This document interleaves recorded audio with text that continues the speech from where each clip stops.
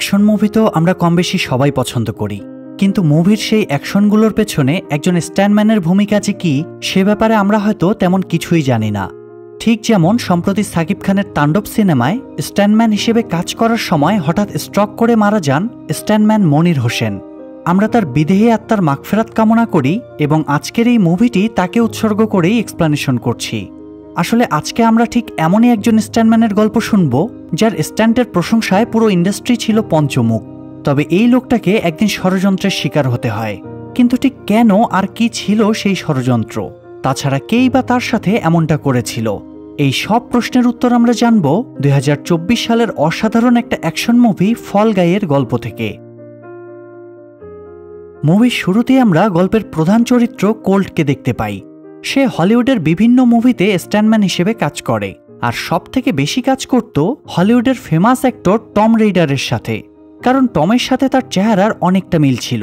কোল্টের কাজগুলো এতটা সূক্ষ্ম হতো যে সবাই তার স্ট্যান্টের প্রশংসা করত। তাকে কখনোই একটা সিন দুইবার করতে হয়নি, যে কারণে অনেকে তাকে হিংসাও করত। সিন শিফট হলে আমরা জুডি নামের একটা মেয়েকে দেখতে পাই। সে ক্যামেরা অপারেটর হিসেবে কাজ করত, তবে তার স্বপ্ন ছিল একদিন অনেক বড় ডিরেক্টর হওয়ার। কোল্ট আর জুডি দুজন দুজনকে ভালোবাসত, সব মিলিয়ে তাদের দুজনের জীবন বেশ ভালোই কাটছিল।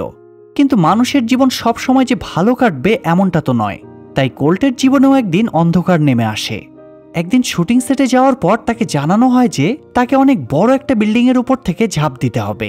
প্রতিবারের মতো এবারও কোল্ট খুব কনফিডেন্সের সাথে কাজটা করে, আর প্রথমবারই সেটা পারফেক্ট হয়। কিন্তু কিছুক্ষণ পর প্রডিউসার এসে জানায় যে একটা ছোট্ট সমস্যার কারণে তাকে ওই সিনটা রিটেক দিতে হবে। সেই কথা মতো আবারও কোল্ট বিল্ডিংয়ের ছাদে উঠে পড়ে, কিন্তু এবার কিছু টেকনিক্যাল সমস্যার কারণে সে নিচে পড়ে গিয়ে গুরুতরভাবে আহত হয়। তখন তাকে দ্রুত হসপিটালে নিয়ে যাওয়া হয়। তার এই অবস্থা দেখে জুডিও ভীষণ কষ্ট পায়, আর ওই দুর্ঘটনার পর থেকে কোল্টকে সবাই ফল গাই নামে ডাকতে শুরু করে, যেটা একজন স্ট্যান্টম্যানের কাছে খুবই অপমানজনক। তাই কোল্ট এসব সহ্য করতে না পেরে একদিন হঠাৎ গায়েব হয়ে যায়। তার কাজ, বন্ধুবান্ধব এবং জুডিকে ছেড়ে সে অন্য একটা শহরে গিয়ে একটা রেস্টুরেন্টে ওয়েটারের চাকরি করতে শুরু করে। তার ব্যাপারে জুডিরা কেউ কিছু জানত না। এই নতুন জীবনটা অবশ্য কোল্টেরও ভালো লাগতো না, কিন্তু সবার অপমান সহ্য করার মতো শক্তিও তার ছিল না, তাই সে জুডির থেকেও আলাদা হয়ে যায়। এরপর একদিন হঠাৎ তার কাছে তাদের প্রডিউসার গেইলের ফোন আসে। ফোনটা পেয়ে কোল্ট বেশ অবাক হয়। গেইল তাকে তার নতুন মুভিতে স্ট্যান্টম্যান হিসেবে কাজ করার জন্য অনুরোধ করে, কিন্তু কোল্ট প্রথমে তাতে রাজি হয় না।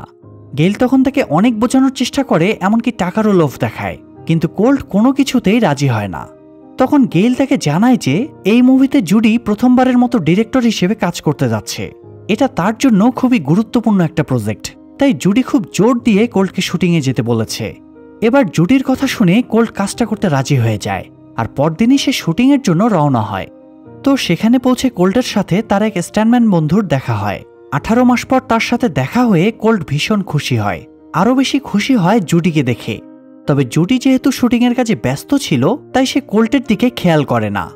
এরপর যখন কোল্টের স্ট্যান্টের সময় আসে, তখন সে মাথায় হেলমেট পরে সমুদ্রের পাড়ে রাখা একটা গাড়ির ভেতর গিয়ে বসে, আর জুডি অ্যাকশন বলার সাথে সাথেই গাড়ির দুই পাশে বোম ব্লাস্ট হতে শুরু করে এবং তার মধ্য দিয়ে কোল্ট গাড়ি চালিয়ে যেতে থাকে। কিন্তু বালু ভেজা থাকার কারণে কোল্ট গাড়িটা ঠিকঠাকভাবে কন্ট্রোল করতে পারছিল না, তাই একটা পর্যায়ে তার গাড়িটা ভেজা বালুতে পিছলে উল্টে যায়, আর প্রায় 8 বার বাউন্স করে জুডির ক্যামেরার উপর গিয়ে পড়ে। এতে জুডির ক্যামেরাটা ভেঙে যায়, সেই সাথে কোল্টও বেশ আঘাত পায়। তবে সৌভাগ্যবশত তার বড় কোনো ক্ষতি হয় না। যদিও অ্যাক্সিডেন্টটা স্ক্রিপ্টের বাইরে ছিল, তবুও শটটা জুডির কাছে খুব ভালো লাগে। এরই মাঝে কোল্ট হেলমেট খুলে তার দিকে তাকালে জুডি কোল্টকে দেখে অবাক হয়ে যায়। সে তার টিমকে জিজ্ঞেস করে যে কোল্ট সেখানে কি করছে। এটা শুনে কোল্ট বুঝে যায় যে তার মানে প্রডিউসার গেইল তাকে মিথ্যে বলেছিল, আসলে জুডি তাকে আসতে বলেনি। তাই কোল্ট তখন তৎক্ষণাৎ সেখান থেকে চলে যাওয়ার প্রস্তুতি নিতে শুরু করে। তখন গেইল গিয়ে তাকে বোঝানোর চেষ্টা করে যে তার এখানে থাকাটা খুবই জরুরি। কোল্ট তখন জানতে চায় যে গেইল তাকে মিথ্যা বলেছে কেন। উত্তরে গেইল বলে যে টম রেইডার মানে এই মুভির যে নায়ক, সে হঠাৎ কোথাও গায়েব হয়ে গিয়েছে, আর সে খারাপ মানুষজনের সাথে মেলামেশা শুরু করেছে। তাই গেইল কোল্টকে দায়িত্ব দেয় টমকে খুঁজে বের করার জন্য। সেটা শুনে কোল্ট অবাক হয়ে বলে যে এটার জন্য তো পুলিশের সাহায্য নেওয়া উচিত। তখন গেইল বলে বিষয়টা সব জায়গায় জানাজানি হয়ে গেলে ইনভেস্টররা আর মুভির জন্য টাকা দিতে চাইবে না। তাছাড়া অলরেডি সে মুভির বাজেটের তুলনায় অনেক বেশি টাকা খরচ করে ফেলেছে, তাই এখন যদি সে টাকা না পায় তাহলে মুভিটা বন্ধ করে দিতে হবে। আর এতে করে জুডির ক্যারিয়ার শুরু হওয়ার আগেই শেষ হয়ে যাবে। এসব শুনে কোল্ট এবার টমকে খুঁজতে রাজি হয়ে যায়। এদিকে জুডি আবার কোল্টকে নিয়ে শুটিং করতে রাজি হয় না, কারণ কোল্ট তাকে ছেড়ে চলে যাওয়াতে জুডি তার উপর অনেক রেগেছিল। তখন গেল গিয়ে তাকে বোঝায় যে কোল্টের থেকে ভালো স্টান্টম্যান আর পাওয়া যাবে না, সে থাকলে এই মুভিটা সুপারহিট হবেই। তাই গেইলের কথা মেনে জুডিও রাজি হয়। তবে কোল্টকে শাস্তি দেওয়ার সে একটা নতুন আইডিয়া খুঁজে বের করে। কোল্টের পরবর্তী স্ট্যান্ড ছিল তার গায়ে আগুন লেগে যাবে আর সে গিয়ে সামনে থাকা পাথরের সাথে জোরে ধাক্কা খাবে। তো সেই প্ল্যান অনুসারে কোল্টের গায়ে আগুন লাগিয়ে তাকে ওই পাথরের গায়ে ধাক্কা দেওয়া হয়। এবারও প্রথমবারই কোল্টের শট একদম পারফেক্ট ছিল, কিন্তু জুডি ঠিকই ভুল খুঁজে বের করে আর কোল্টকে দিয়ে বারবার একই সিন রিটেক দেওয়াতে থাকে। তবে এসব করে জুডি যে কোল্টের উপর প্রতিশোধ নিচ্ছিল সেটা কোল্ট ঠিকই বুঝতে পারে। এরপর জুডি মুভির গল্প শোনানোর নামে বলতে শুরু করে যে তাদের মুভির হিরোইন হলো একজন এলিয়েন। একদিন হিরো একটা সমস্যার কারণে তাকে কিছু না জানিয়ে হঠাৎ গায়েব হয়ে যায়, তার সাথে কোনো রকম যোগাযোগ রাখে না সে। হিরোইন তখন দিনের পর দিন হিরোর সাথে যোগাযোগ করার চেষ্টা করে, কিন্তু কোনোভাবেই তার খোঁজ পায় না। তখন হিরোইনের সন্দেহ হয় যে হিরো কি তাহলে ধোঁকাবাজ ছিল। এতক্ষণ জুডির কথাগুলো শুনে কোল্ট বুঝতে পারে এটা মুভির গল্প নয়, বরং জুডির মনের কথা। তাই কোল্টও এই কথার সূত্র ধরে তার কাছে ক্ষমা চায় আর তাকে বোঝায় যে ওই হিরো আসলে ধোঁকাবাজ ছিল না। সে হয়তো ভেবেছিল যে হিরোইনকে সে আজীবনের জন্য হারিয়ে ফেলেছে, তাই আর তার সাথে যোগাযোগ করার সাহস পায়নি। এতক্ষণ তাদের কথাগুলো শুনে সেখানে থাকা বাকিরাও বুঝতে পারে যে এটা আসলে তাদের দুজনের মধ্যকার কথা, কোনো মুভির গল্প নয়। তাই কেউ আর তাদের কথায় বাধা দেয় না। আর কোল্টের কথাগুলো শুনে জুডিও এবার একটু শান্ত হয়। যাই হোক, সেদিন কাজ শেষে কোল্ট তার গাড়িতে বসে জুডির কথাগুলো ভাবছিল। তখন হঠাৎ জুডি সেখানে পৌঁছে যায়। কোল্ট তাকে জানায় যে সে বহুবার জুডির কাছে ক্ষমা চাওয়ার চেষ্টা করেছে, কিন্তু তার ভয় হতো যে জুডি হয়তো তাকে ভুলে গিয়েছে। এদিকে জুডির রাগ তখনও পুরোপুরি কমেনি, তাই সে কোল্টকে বলে যে সে কোনো পার্সোনাল বিষয়ে কথা বলতে আসেনি। সে শুধুমাত্র কোল্টকে এটা জানাতে এসেছে যে সে যেন সবসময় প্রফেশনাল বিহেভ করে। কোল্ট চুপচাপ তার কথা মেনে নিলে জুডি সেখান থেকে চলে যায়। এরপর সিন শিফট হলে আমরা দেখতে পাই কোল্ট টমকে খোঁজার জন্য তার অ্যাপার্টমেন্টে গিয়েছে, তবে সেখানে সে টমকে খুঁজে পায় না। টমের একটা অদ্ভুত অভ্যাস ছিল যে সে সবকিছু স্টিকি নোটে লিখে এখানে সেখানে লাগিয়ে রাখত, সেটা তার কাজের কোনো বিষয় হোক অথবা পার্সোনাল কিছু। তাই কোল্ট টমের সেই নোটগুলো পড়তে শুরু করে। এরই মাঝে একটা মেয়ে হঠাৎ সেখানে গিয়ে কোল্টের উপর অ্যাটাক করে বসে। কোল্ট যেহেতু একজন স্ট্যান্ডম্যান, তাই তার কাছে বিষয়টা সামলানো খুব একটা কঠিন হয় না। সে কৌশলে মেয়েটাকে ঘায়েল করে ফেলে। এরপর সে জানতে পারে যে ওই মেয়েটার নাম এগি এবং সে টমের গার্লফ্রেন্ড। সে কোল্টকে একটা ক্লাবের অ্যাড্রেস দিয়ে বলে যে টম রিসেন্টলি ড্রাগ অ্যাডিক্টেড হয়ে পড়েছিল, আর ওই ক্লাবে গেলে তার ড্রাগ ডিলারকে পাওয়া যাবে, হয়তো ওই লোকটাই টমের সন্ধান দিতে পারবে। তো তার কথা মতো কোল্ট তখন টমের জামাকাপড় পরে সেই ক্লাবে যায়। সেখানে যাওয়ার পর সবাই তাকে টম মনে করতে শুরু করে, তবে সেই ড্রাগ ডিলার তাকে দেখে বুঝতে পারে যে সে টম নয়। লোকটা তাকে কাছে ডেকে বলে সে জানতো কোল্ট তার কাছে আসবে। কথাটা শুনে কোল্ট বেশ অবাক হয়। এরপর লোকটা তাকে পাশে বসতে বলে ড্রিঙ্কস অফার করে, কিন্তু কোল্ট সেটা খেতে রাজি হয় না। তবুও লোকটা জোর করে তাকে ড্রিঙ্কসটা খাইয়ে দেয়, আর সেটা খাওয়ার সাথে সাথেই কোল্টের অদ্ভুত একটা অনুভূতি হয়। সে হ্যালুসিনেট করতে শুরু করে। সে হঠাৎ করে ওই ড্রাগ ডিলারের লোকদেরই উত্তম মধ্যম দিতে শুরু করে। ড্রাগ ডিলার এই অবস্থা দেখে ভয়ে দৌড়ে গিয়ে পুলিশের কাছে সারেন্ডার করে, কিন্তু তাতেও কোনো লাভ হয় না। কোল্ট দৌড়ে গিয়ে গাড়িটা থামিয়ে দেয়। তবে অদ্ভুত ব্যাপার হলো কোল্ট আসলে তাকে মারতে চায়নি, সে শুধুমাত্র টমের অ্যাড্রেস জানতে চেয়েছিল। তাই সেই লোকটা তাকে একটা হোটেলের অ্যাড্রেস দিয়ে বলে টমকে সেখানেই পাওয়া যাবে। সেখানকার রিসিপশনে গিয়ে কোড হিসেবে ফ্রুট প্লেট চাইলে রিসিপশনিস্ট তাকে টমের রুমে পৌঁছে দিবে। এবার কোল্ট তাকে ছেড়ে দিয়ে সেই হোটেলের উদ্দেশ্যে রওনা হয়। তো কোল্ট সেই হোটেলের রিসিপশনে গিয়ে ফ্রুট প্লেট চাওয়ার সাথে সাথেই রিসিপশনিস্ট তাকে টমের রুমের চাবি দিয়ে দেয়। কোল্ট সেটা নিয়ে রুমের দরজা খুলতে গিয়ে দেখে চাবিটা কাজ করছে না। তখন সে রিসিপশনে গিয়ে বিষয়টা জানালে রিসিপশনিস্ট আবারও ভালোভাবে চেক করে তাকে নতুন একটা চাবি দিয়ে দেয়, কিন্তু এবারও চাবিটা কাজ করছিল না। তাই একটা পর্যায়ে কোল্ট বিরক্ত হয়ে দরজা ভেঙে রুমের ভিতর ঢুকে পড়ে, কিন্তু দুঃখের বিষয় সেখানেও সে টমের কোনো হদিস পায় না। তবে সেখানে একটা জিনিস দেখে কোল্টের মাথায় যেন বাজ পড়ে। সে দেখে যে সেখানে একটা বাথটবের ভিতর বরফ দিয়ে একটা লাশ ঢেকে রাখা হয়েছে। সেটা দেখে কোল্ট ভয়ে সেখান থেকে পালিয়ে যায়। বাইরে বেরিয়ে সে পুলিশকে ফোন করতেই যাবে, এমন সময় তার কাছে প্রডিউসার গেইলের ফোন আসে। গেইলকে সে পুরো বিষয়টা খুলে বললে গেইল তাকে পুলিশের সাহায্য নিতে নিষেধ করে, কিন্তু কোল্ট তার কথায় রাজি হয় না। এরই মাঝে সেখানে এক পুলিশ অফিসার এসে তাকে গাড়ি থেকে নামতে বলে, কারণ সে গাড়িটা নো পার্কিং এরিয়াতে পার্ক করেছিল। তখন কোল্ট পুলিশকে জানায় যে সে ওই হোটেলে একটা লাশ দেখেছে। সেটা শুনে পুলিশ তৎক্ষণাৎ তাকে নিয়ে সেই হোটেল রুমে চলে যায়, কিন্তু সেখানে গিয়ে এবার তারা কোনো লাশ খুঁজে পায় না। বাথটবটা খালি পড়ে থাকতে দেখে কোল্ট বেশ কনফিউজড হয়ে যায়। সে বুঝে উঠতে পারছিল না যে সে যেটা দেখেছে সেটা আসলেও সত্যি ছিল নাকি কোনো হ্যালুসিনেশন। তাই এরপর সে পুলিশকে কোনো মতে বুঝে শুনিয়ে সেখান থেকে পাঠিয়ে দেয় আর নিজেও সেখান থেকে বেরিয়ে যায়। আসলে মুভির এই পর্যায়ে মুভিটা কেমন যেন থ্রিলার ঘটনার হয়ে যাচ্ছে, তবে আসল ঘটনা ঠিক কি সেটা আমরা একদম শেষে বুঝতে পারবো। এরপর সিন শিফট হয়ে দেখা যায় পরদিন শুটিং সেটে গিয়ে কোল্ট জুডিকে এই বিষয়ে জানাতে চায়, কিন্তু জুডি মনে করে সে হয়তো আবারও তার কাছে ক্ষমা চাওয়ার জন্য গিয়েছে। তাই জুডি তাকে সেদিন রাতে দেখা করতে বলে, আর এটা বলেই জুডি সেখান থেকে চলে যায়। এরপর কোল্ট যখন তার কাজ সেরে চুপচাপ বসেছিল তখন গেইল হঠাৎ তার কাছে গিয়ে বলে তাকে এখনই এই শহর ছেড়ে চলে যেতে হবে। তার কথা শুনে কোল্ট অবাক হয়ে জানতে চায় কেন, কিন্তু গেইল তার কথার কোনো উত্তর না দিয়ে তাকে জানায় যে সে অলরেডি কোল্টের জন্য ফ্লাইটের টিকিটের ব্যবস্থা করে দিয়েছে, তাকে আজ বিকেলেই শহর ছেড়ে চলে যেতে হবে। এই কথা বলেই গেইল সেখান থেকে চলে যায়। কোল্ট তখন বুঝে উঠতে পারছিল না যে সে কি জুডির জন্য থেকে যাবে নাকি গেইলের কথা মতো চলে যাবে। এসব ভাবতে ভাবতেই হঠাৎ টমের পার্সোনাল অ্যাসিস্ট্যান্টের সাথে তার দেখা হয়। সে তখন ওই মেয়েটার কাছে গিয়ে টমের বিষয়ে জানতে চায়, কিন্তু মেয়েটা তেমন কিছুই জানতো না। তবে তার কাছে টমের মোবাইলটা ছিল, যদিও সে পাসওয়ার্ড জানতো না, কিন্তু এরপরও কোল্ট তার কাছে সেই মোবাইলটা চায়। তখন মেয়েটা তাকে একটা শর্ত দেয় যে কোল্ট যদি তাকে পরের মুভির প্রডিউসার হওয়ার সুযোগ করে দেয় তাহলেই সে মোবাইলটা তাকে দেবে। এটা শুনে কোল্ট পড়ে যায় মহাবিপদে। সে তো একজন সাধারণ স্ট্যান্ডম্যান, সে কিভাবে কাউকে প্রডিউসার বানাতে পারে। তখন মেয়েটা বলে তার সাথে যেহেতু ডিরেক্টরদের ভালো সম্পর্ক আছে তাই সে চেষ্টা করলেই পারবে। কোল্ট তখন বাধ্য হয়ে তাকে আশ্বস্ত করে যে সে এই ব্যাপারে জুডির সাথে কথা বলবে। এটা শুনে এবার মেয়েটা তাকে টমের ফোনটা দিয়ে দেয়। এমন সময় হঠাৎ টমের সিকিউরিটি গার্ডেরা এসে কোল্টকে ইলেকট্রিক শক দিয়ে দুর্বল করে ফেলে আর ওই অ্যাসিস্ট্যান্ট মেয়েটাকে কিডন্যাপ করে নিয়ে যায়। তারা মেয়েটার কাছ থেকে সেই ফোনটা নিতে এসেছিল, কিন্তু সে তো আগেই সেটা কোল্টকে দিয়ে দিয়েছে। যাই হোক, কোল্ট তখন মেয়েটাকে বাঁচানোর জন্য ওই লোকগুলোকে ফলো করতে শুরু করে। এদিকে জুডি গিয়ে একটা ক্লাবে কোল্টের জন্য অপেক্ষা করতে থাকে, কারণ ওই ক্লাবেই তাদের দেখা করার কথা ছিল। তবে অনেকক্ষণ অপেক্ষা করার পরও কোল্ট যখন আসছিল না তখন জুডির মন বেশ খারাপ হয়ে যায়। এমন সময় সেখানে গেইল গিয়ে তাকে জানায় যে কোল্ট সেখান থেকে চলে গিয়েছে।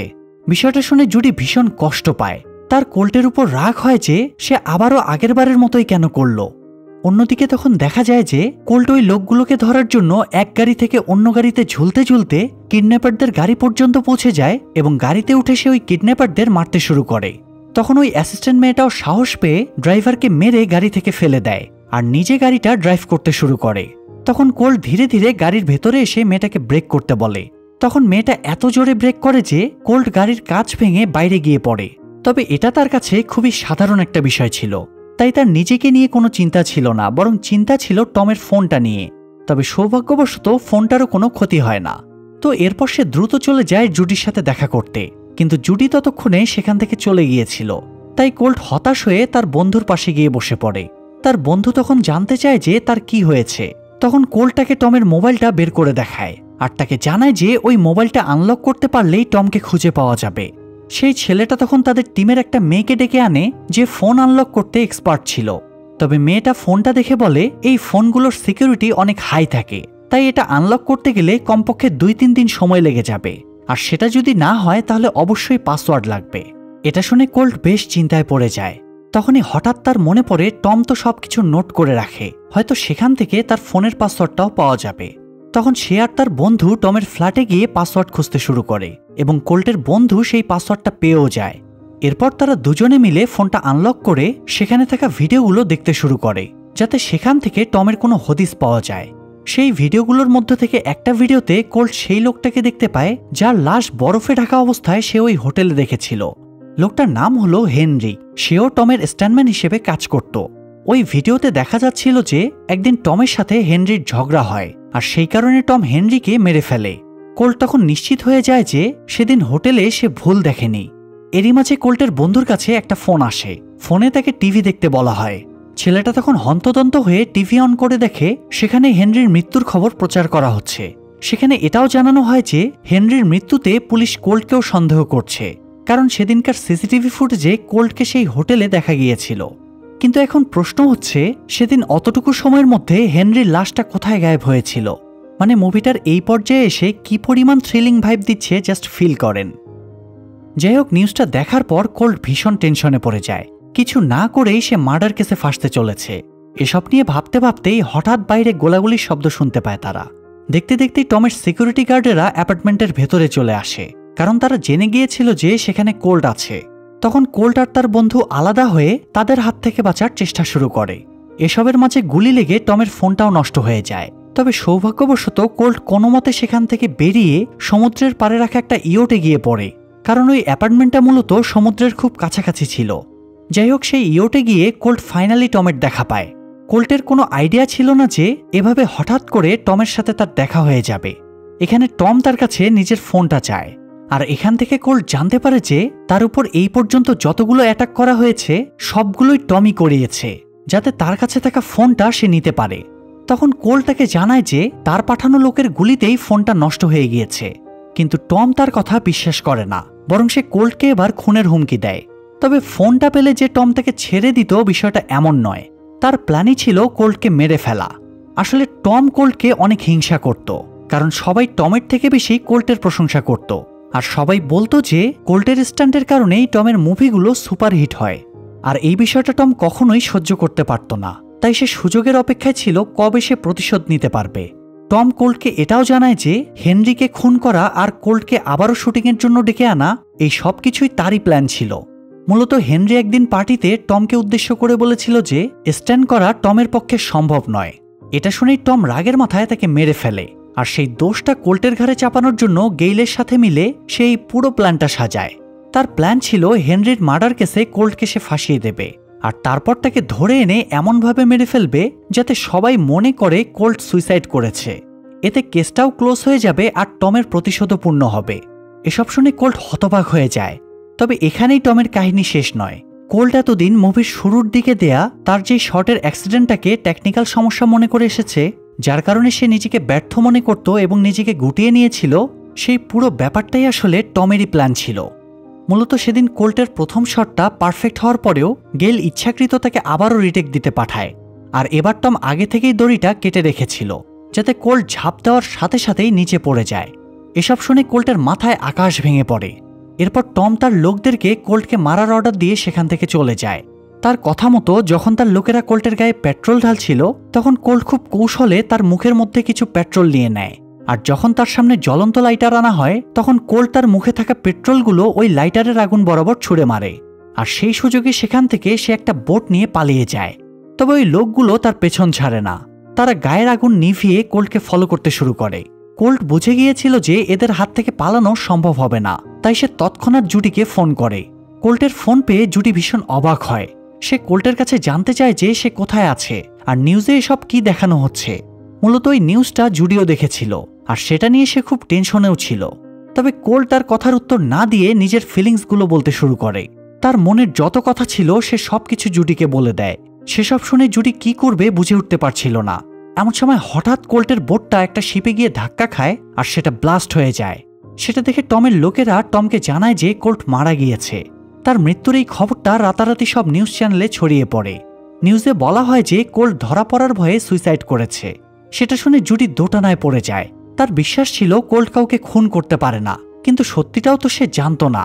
জুডি এসব নিয়েই ভাবছিল, এমন সময় হঠাৎ একটা অদ্ভুত কস্টিউম পরা লোক সেখানে চলে আসে। জুডি তখন কোনো কিছু না ভেবেই লোকটার উপর অ্যাটাক করে। লোকটা তাকে থামানোর অনেক চেষ্টা করে কিন্তু পারে না। তখন জুডির হাত থেকে বাঁচার জন্য সে থামস আপ দেখায়, যেটা কিনা স্ট্যান্ডম্যানদের কমন একটা সাইন ছিল। সেটা দেখে জুডি খুব অবাক হয়ে লোকটার মাস্ক খুলে দেখে লোকটা আসলে কোল্ট। আসলে ওই ব্লাস্টে কোল্ট মারা যায়নি, শুধু তার বোটটা নষ্ট হয়েছিল, তাই সে তৎক্ষণাৎ পানিতে ঝাঁপ দেওয়ার কারণে বেঁচে যায়। কোল্ট এবার জুডিকে টম আর গেইলের সব প্ল্যান খুলে বলে। সেটা শুনে জুডি বেশ ঘাবড়ে যায়। এরই মাঝে গেইল সেখানে চলে আসলে কোল্ট লুকিয়ে পড়ে। তখন গেইল জুডিকে জানায় যে টম ফিরে এসেছে, তাই তারা আবারও শুটিংয়ের কাজ শুরু করতে পারে। জুডি তার কথায় রাজি হয়ে যায়। তবে ওই মুভির শেষের দিকে একটা অ্যাকশন সিন ছিল, যেখানে টমকে গাড়ি নিয়ে স্ট্যান্ড করতে হবে। তবে এখন যেহেতু তার দুজন স্ট্যান্ডম্যানটি মারা গিয়েছে, তাই গেইল জুডিকে ওই অ্যাকশন সিনটা বাদ দিতে বলে। জুডি এখানে তাতেও রাজি হয়ে যায়। এরপর গেইল চলে গেলে কোল্ট আবারও বাইরে বেরিয়ে আসে। তখন জুডি বলে পুলিশকে বিষয়টা জানানো উচিত, কিন্তু তাদের কাছে যেহেতু কোনো প্রমাণ ছিল না, তাই পুলিশের কাছে গিয়েও তো কোনো লাভ নেই। তাই কোল্ট একটা আইডিয়া বের করে। সে খুব ভালো করেই জানতো যে টমের দ্বারা স্ট্যান্ড করা সম্ভব নয়, তাই তারা টমকে ওই স্ট্যান্ড সিনে ফাঁসিয়ে তার মুখ থেকে সত্যিটা বের করার প্ল্যান বানায়। তো পরদিন জুডি টমকে সে স্ট্যান্ড করতে বলে। সেটা শুনে গেইল আর টম দুজনে অবাক হয়ে যায়, কারণ গেইল তো এটা আগেই না করে দিয়েছে। তবে জুডি তাকে জানায় যে এই সিনটার উপরেই মুভির ভবিষ্যৎ ডিপেন্ড করছে, আর টমকে আশ্বস্ত করে যে তাকে গাড়ি চালাতেও হবে না, সে শুধু গাড়িতে বসবে আর বাকিটা এডিট করে ম্যানেজ করা যাবে। তখন টম তার কথা মতো গাড়িতে গিয়ে বসে পড়ে। এরপর যখন সে শুট করছিল তখনই হঠাৎ কোল্ট গাড়ির ভেতর ঢুকে সেটা নিয়ে ছুটতে শুরু করে। গাড়ির স্পিড দেখে টম ভীষণ ভয় পেয়ে যায়। তখন কোল্ট তাকে যা যা জিজ্ঞেস করে সে সব কিছুর উত্তর দিয়ে দেয় আর স্বীকার করে নেয় যে এই সব কিছুর মাস্টার মাইন্ড সে। এদিকে জুডি টমের সেই স্বীকারোক্তিটা ক্যামেরাবন্দি করে ফেলে। স্ট্যান্ড কমপ্লিট করার পর কোল্ট দেখে টম অজ্ঞান হয়ে গিয়েছে, তাই সে বাইরে বেরিয়ে আসে। অন্যদিকে গেইল জুডির কাছে গিয়ে সেই ক্যামেরার রেকর্ডিংটা চায়। তখন জুডি তাকে মেরে সেখান থেকে পালানোর চেষ্টা করে। এরই মাঝে টমের সিকিউরিটি গার্ডরা হেলিকপ্টার নিয়ে সেখানে চলে আসে। এতক্ষণে টমের জ্ঞান ফিরে এসেছিল, তাই সে হেলিকপ্টারের দিকে ছুটতে শুরু করে। আর সেটা দেখে গেইল জুডির হাত থেকে রেকর্ডিংয়ের ড্রাইভটা নিয়ে টমের হেলিকপ্টারে উঠে যায়। তবে কোল্ট এতে হার মানে না। সে জুডির ক্যামেরা ক্রেনের মাধ্যমে ওই হেলিকপ্টারের উপর ঝাঁপিয়ে পড়ে আর তাদের দুজনের সাথে ফাইট করে ফাইনালি ড্রাইভটা নিয়ে নিচে ঝাঁপ দেয়। ততক্ষণে জুডিও নিচে এয়ারবেড বিছিয়ে দেয় আর কোল্ট গিয়ে সেটার উপর পড়লে তার প্রাণ বেঁচে যায়। যদিও টমরা সেখান থেকে পালিয়ে গিয়েছিল, কিন্তু সেটা নিয়ে কোল্টের কোনো মাথা ব্যথাই ছিল না, কারণ সে টমের বিরুদ্ধে সব প্রমাণ পেয়ে গিয়েছিল। কোল্ট আর জুডি তখন খুশি হয়ে দুজন দুজনকে জড়িয়ে ধরে। এরপর সিন শিফট হলে আমরা দেখতে পাই টম চলে যাওয়াতেও জুডির মুভিটা আটকে থাকেনি। সে অন্য একজন ফেমাস অ্যাক্টরকে নিয়ে মুভিটা কমপ্লিট করে আর সেটা ব্লকবাস্টার হিটও হয়। এমনকি জুডি অ্যাওয়ার্ডও পায় আর অবশেষে তার স্বপ্ন পূরণ হয়ে যায়।